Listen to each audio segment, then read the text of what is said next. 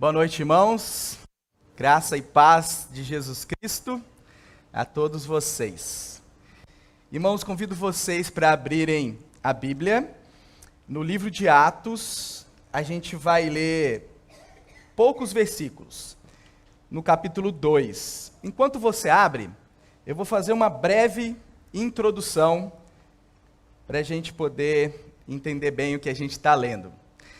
O tema hoje é a esperança cristã. E eu queria começar diferenciando otimismo de esperança. Às vezes a gente confunde as coisas, né? Parece que é igual otimismo e esperança. As pessoas que me conhecem bem, elas dizem que eu sou uma pessoa alegre e otimista. É isso que elas costumam dizer. Mas eu não acho que eu sou otimista.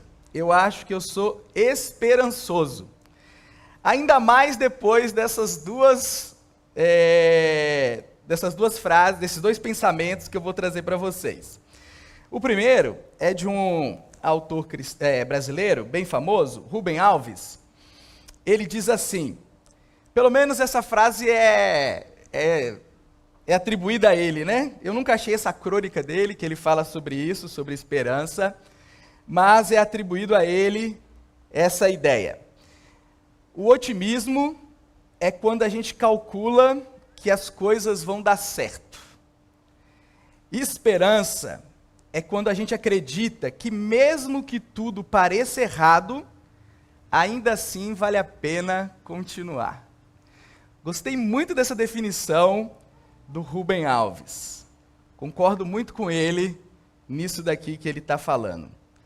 Uma outra, de um outro escritor brasileiro, bem famoso, Ariano Suassuna, ele diz assim, isso aqui ele disse numa entrevista, numa feira literária, há 10 anos atrás, mais ou menos, ele diz assim, eu não sou nem otimista, nem pessimista. Os otimistas são ingênuos e os pessimistas amargos. Eu me considero um realista esperançoso. Gostei dessa expressão, realista esperançoso. Acho que eu vou me definir assim agora. Sou um homem da esperança. E aí no final, ele diz essa coisa maravilhosa. Sonho com o dia em que o sol de Deus vai espalhar justiça pelo mundo todo. Essa frase final é tão impressionante, porque não é um dia qualquer. Tem um artigo definido aqui, é o dia. Sonho com aquele dia. O otimista é, um dia, pode ser que... O Suassuna aqui diz assim, eu sonho com aquele dia específico, bem definido, bem aguardado, o grande dia em que o sol de Deus vai espalhar justiça pelo mundo todo. Eu não conheço a vida com detalhes desses dois homens. Não conheço a confissão de fé deles. Conheço só alguns frutos que foram escritos, né, registrados para nós, muito bonitos deles. Mas qual é o fundamento da esperança? Do Rubem Alves não ficou definido, né? Do Suassuna ficou bem definido qual que é a esperança que ele tem. A grande esperança dele, que move a vida dele, é o grande dia. Pelo menos é o que ele falou naquela entrevista. E qual que é o fundamento da esperança cristã? Se a gente fala que a esperança é uma daquelas 3 virtudes cardeais do cristão, está junto com amor, fé. Se a gente diz que a nossa esperança é firme e segura, qual é a esperança cristã? Ela não está apoiada em contos de fantasia, mas em eventos concretos, reais, que aconteceram no tempo e na história. Vamos ver? Atos capítulo 2, versículos 22 a 24, e depois nós faremos a leitura do versículo 36. Atos 22 a 24. Varões israelitas, atendei a essas palavras. Jesus, o Nazareno, varão aprovado por Deus diante de vós com milagres, prodígios e sinais, os quais o próprio Deus realizou por intermédio dele entre vós, como vós mesmos sabeis, sendo este entregue pelo determinado desígnio e presciência de Deus, vós o matastes, crucificando-o por mãos de iníquos, ao qual, porém, Deus ressuscitou, rompendo os grilhões da morte, porquanto não era possível que a morte que ele fosse retido por ela. Versículo 36. Esteja absolutamente certa, pois, toda a casa de Israel, que a este Jesus, que vós crucificastes, Deus o fez Senhor e Cristo. Que texto maravilhoso. A gente está diante do primeiro sermão da igreja cristã. Quem tem o privilégio de pregar esse primeiro sermão é o apóstolo Pedro, após um evento extraordinário, Pentecostes. Nesse sermão, Pedro está explicando o que está acontecendo. E ele traz para nós o cerne da esperança cristã. E a esperança, ela precisa ser muito bem definida. Porque o mundo que nós vivemos é um mundo muito duro. É um mundo difícil. Nós experimentamos isso. Não precisa ser adulto para perceber que o mundo é duro e difícil. Os adolescentes percebem isso muito bem também. Muito bem. As crianças percebem isso também. As crianças começam a perceber que existe o mal no mundo, que existem pessoas que não são confiáveis, que às vezes os nossos amigos nos traem, nos frustram, nos decepcionam, nos abandonam. Todas as pessoas, independente da idade, até um bebezinho é exposto à realidade dura dessa vida. E talvez o sinal mais duro que a gente tem nesse mundo é a morte. Às vezes não a morte em si, mas todos os eventos, os sinais que acompanham a morte. A morte parece ter a última palavra. Não é assim? A gente fala que a gente nasce sabendo uma coisa, todo mundo, que nós vamos morrer. Não é? A morte, ela tem o poder de encerrar planos, os mais belos planos. Às vezes ela encerra planos cedo demais da conta. A morte, ela rouba sonhos, amores. A morte rouba a esperança. Ela embrutece os corações e ela tem a capacidade de nos tornarmos cínicos diante da vida. Às vezes é a saída que muitas pessoas encontram para não se frustrarem diante dessa grande inimiga. A morte é amarga. É um inimigo cruel que não tem misericórdia. Onde ela passa, ela deixa um rastro de destruição. Mas essa é apenas uma parte da história no sermão do apóstolo Pedro. Essa não é a história final. Essa é uma parte da história importante, mas também não é a história definitiva. E Pedro vai nos apresentar aqui que a esperança cristã, ela está fundamentada essencialmente em dois eventos muito importantes, singulares, que aconteceram, que ocorreram com Jesus de Nazaré.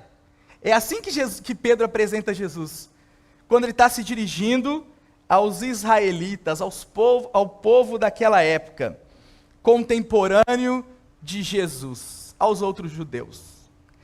Ele apresenta Jesus como Jesus de Nazaré, daquela cidade desprezada, longe, meio que esquecida, da onde não pode sair nenhuma coisa boa, segundo um dos seus próprios discípulos. Talvez fosse uma fala comum. Imagina só, irmãos, aquele povo contemporâneo deste homem chamado Jesus. Pedro fala que aquelas pessoas que estavam ali ao redor perceberam que Jesus fazia coisas extraordinárias que nenhum outro homem era capaz de fazer. Ele fala que Jesus fazia milagres, prodígios e sinais. Coisas grandes, coisas que chamavam a atenção e atraía multidão. Coisas que acompanhavam a vida desse homem e eram um testemunho de que ele era um homem extraordinário. Havia uma diferença nesse homem em relação aos outros homens. E que, na verdade, tudo isso que Jesus fazia, presta atenção à expressão que Pedro usa no sermão dele. Tudo isso que ele fazia era o próprio Deus realizando por intermédio dele. Deus estava agindo no meio do seu povo por meio desse homem, intervindo na vida e na história do seu povo. Existiram vários sinais, várias provas. O ensino de Jesus era testificado por cada um desses sinais. Pedro fala isso com tanta segurança que a fama de Jesus por fazer isso era conhecido por aquela plateia. Pedro não precisava provar aqui. Todo mundo já escutava, tinha ouvido e muitos presenciado sinais espetaculares do poder de Deus intervindo na história do seu povo, que lembrava a história passada. Irmãos, coisas que não aconteciam há muitos séculos, desde que começou a humilhação de Israel. Desde que eles começaram a ser dominados pelo primeiro império, o Império Babilônico. 6 séculos haviam passado. Vários impérios subjugando Israel. Poucos momentos de glória. Poucos momentos de triunfo. E uma expectativa muito grande. Deus vai nos enviar um Salvador, um Messias. A casa de Davi vai voltar a ter o seu trono ocupado. O rei vem. E ele vem com poder para nos libertar. Os discípulos estavam certos de que esse era Jesus. A multidão, por algum momento, parecia muito convicta. Lembra do Domingo de Ramos, que nós lembramos isso? Eles cantavam e aclamavam na entrada triunfal de Jesus sobre Jerusalém. Hosana, bendito é o rei que vem.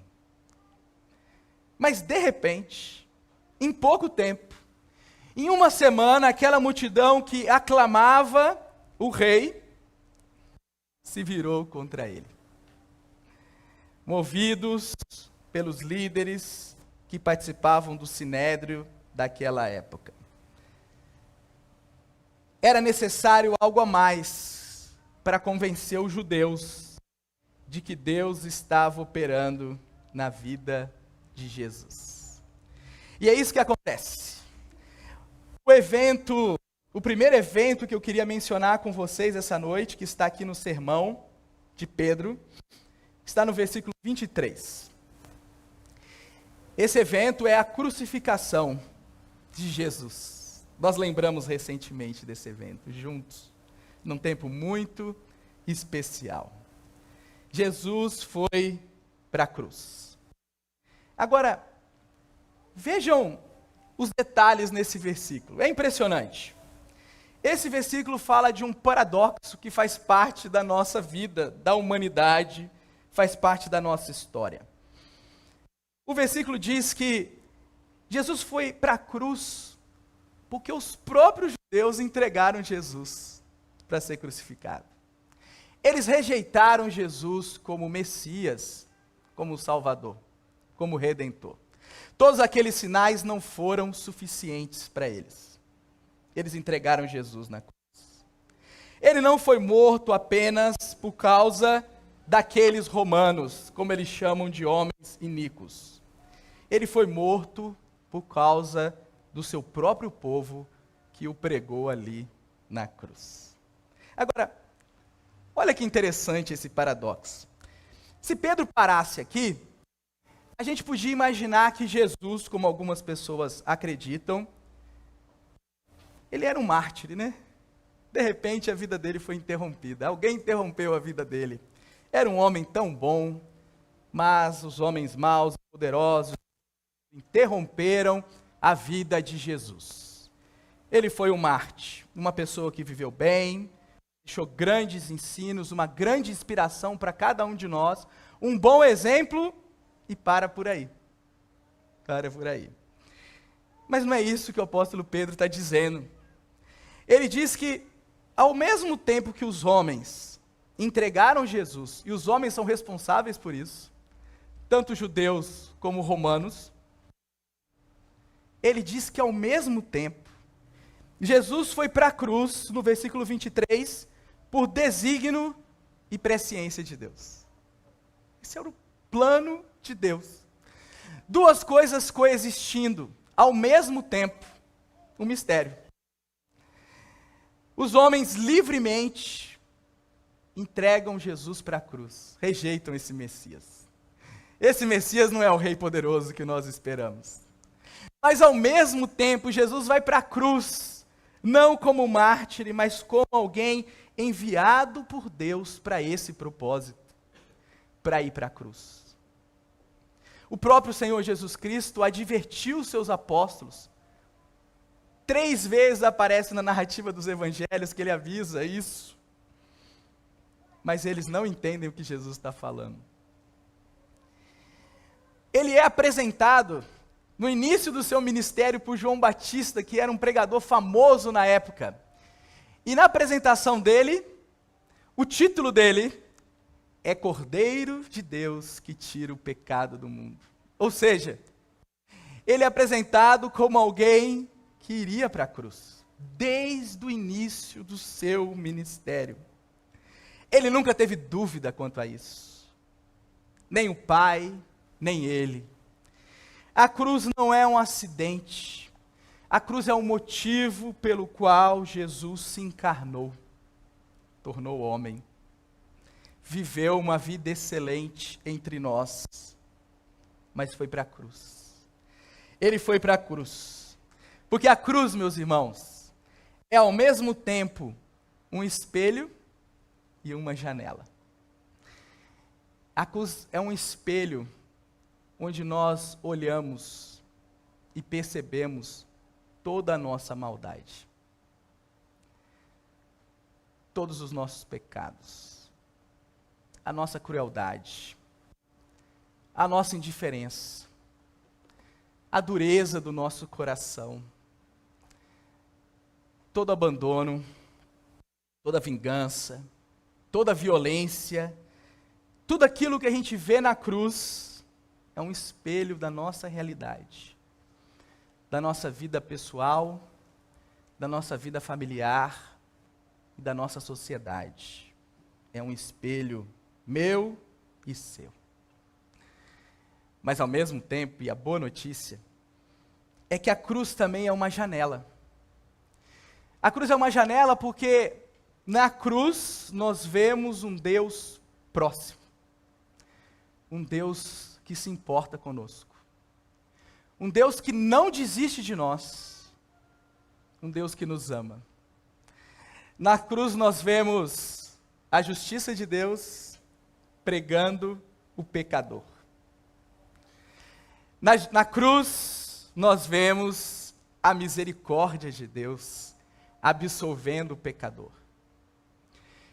Jesus toma o nosso lugar na cruz, para que Ele nos coloque aonde só Ele pode estar diante da santa presença de Deus. Que maravilha! É isso que Jesus fez na cruz, por mim e por você.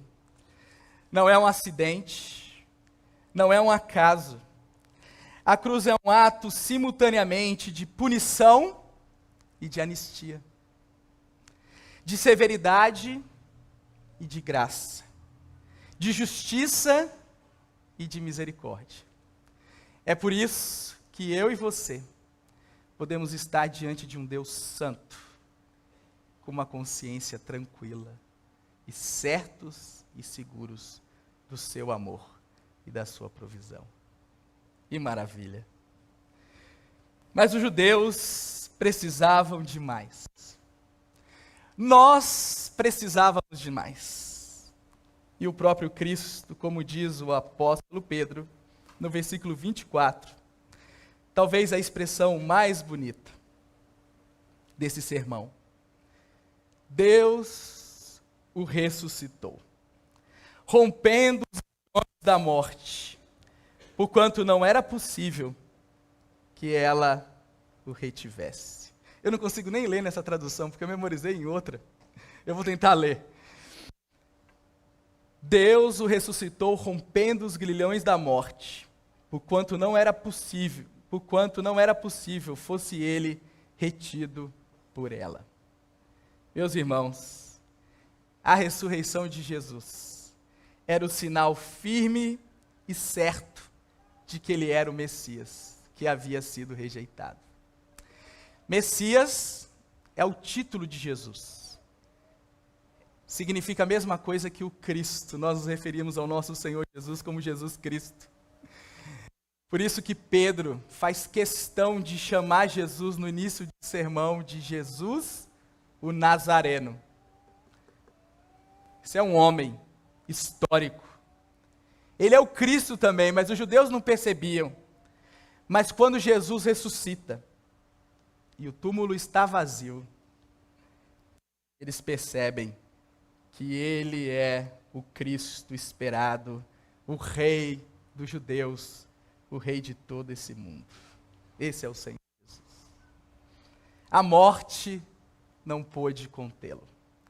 O Santo de Deus. Ele é o primeiro, meus irmãos, a vencer a morte. A morte de Jesus foi real. Jesus morreu naquela cruz. Permaneceu morto por 3 dias. Seus órgãos pararam de funcionar. Seu coração parou de bater. O sangue parou de correr pelo seu corpo. Ele não tinha mais pulsação. Ele é o primeiro a levantar dos mortos. Você pode estar pensando assim, mas Jesus não ressuscitou mortos? É verdade, ele ressuscitou mortos, mas todos voltaram a morrer. Mas ele é o primeiro que ressuscita para nunca mais morrer.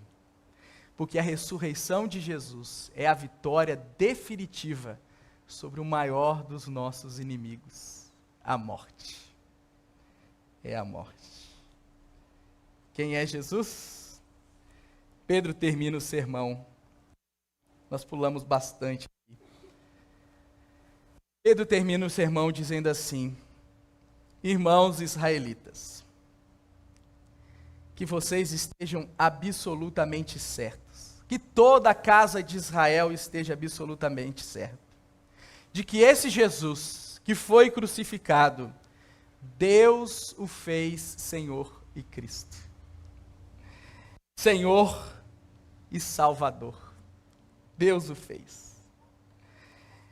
Meus irmãos, o resultado desse primeiro sermão foi a conversão de 3.000 judeus. Impressionante, não é? Impressionante, não é? 3.000 pessoas, provavelmente muitos que estiveram presentes na crucificação de Jesus. Provavelmente muitos que gritaram Crucifica-o, dá-nos Barrabás. Agora, muitos desses percebem que ele é o Cristo. Na narrativa, meus irmãos, todo evento, todo acontecimento está recheado, está firmado e fincado com os pés na história. Não é uma fé abstrata. É uma fé que dialoga com a realidade, porque Deus invadiu a nossa história. E esse é o significado da Páscoa. Talvez você esteja pensando assim, Pedro, mas a Páscoa ficou uma semana atrás, né?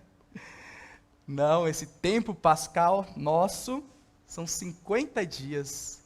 Nós lembramos da ressurreição de Cristo, da vitória sobre a morte e os sinais do seu poder se manifestando hoje na nossa vida. Deus fez esse Jesus que vocês crucificaram, tanto o Senhor como o Salvador. Na cruz, Deus revelou o seu amor por nós e a sua justiça. Na ressurreição, Deus revelou o seu poder e a sua fidelidade. Embora na cruz Jesus tenha sido abandonado por Deus, por causa dos nossos pecados sobre ele, Deus não o abandonou no túmulo.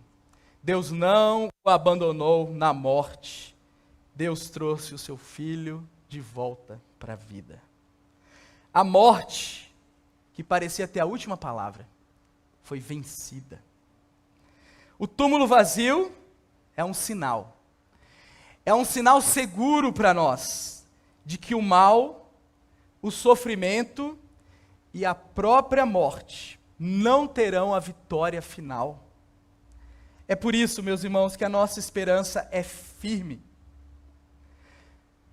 Não porque nós vivemos de forma alienada. Não porque nós negamos a realidade. Não é isso que acontece. O que acontece é o contrário. Deus venceu a morte. Ele enfrentou a morte. E ele venceu a morte. A ordem desse mundo foi sabotada pelo próprio Deus.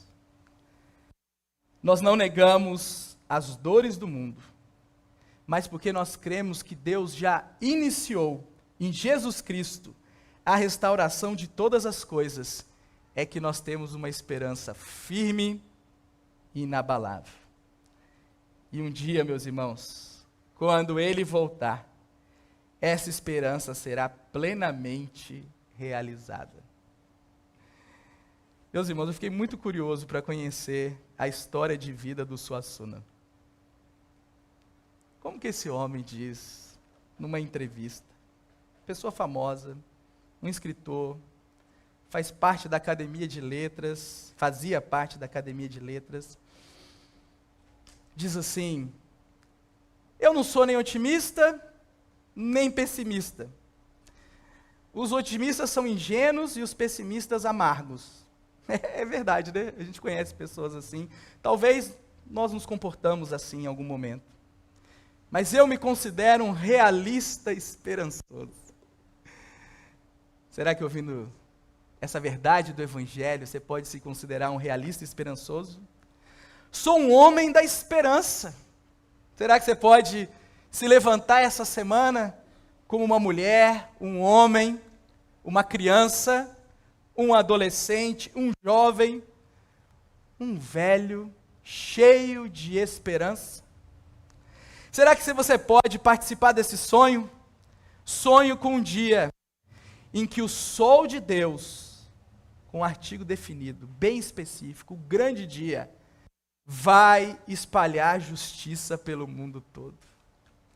Será que você pode compartilhar isso com as pessoas? No lugar que você está posicionado por Deus? Nessa cidade? A cruz e a ressurreição nos dizem: ainda que tudo pareça perdido, ainda que a noite ao seu redor seja escura e dura, meus irmãos, Deus é fiel para cumprir a sua promessa. Por isso, não somos otimistas. Nós somos realistas e esperançosos. Somos testemunhas de uma esperança viva. Será que a gente pode terminar com aleluia? Aleluia! Glória a Deus.